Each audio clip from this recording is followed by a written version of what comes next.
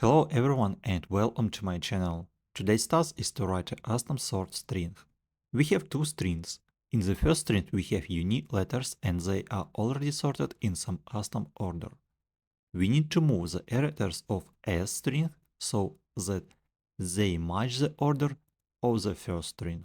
For example, CBA and ABCD. CBA we can find in the second string, so we add them to the result. Since D doesn't appear in the first string, it can be at any position in the returned string. In our case, we just add it to the end of the result. From one side it looks easy, but let's try another test case. What is the expected result in this case? Variant A or variant B? The expected result is variant B. How it works? We iterate by first string and try to find the same letters in the second string. But what happens when there are more than one the same letter? We put all of them at once. Here is our plan. By the way, I added one more letter. So we initialize a dictionary to keep track of character frequencies in S string and initialize the result string. We need to count how many of each character in S string. Then we iterate over each character in the order string. For each character we append it to the rest string as many times as it appears in S. Finally, since these characters don't have a specific order, we can append them to the end of the rest string in any order. As a result, we have our final string. Now let's write our solution. Initialize a dictionary to keep track of character frequencies in S string using object. Then we initialize the result string that will eventually contain the sorted characters. We'll have three loops. First loop, count occurrence of each character in S string. We iterate over each character in S. If the character is already in the dictionary, we increment its frequency.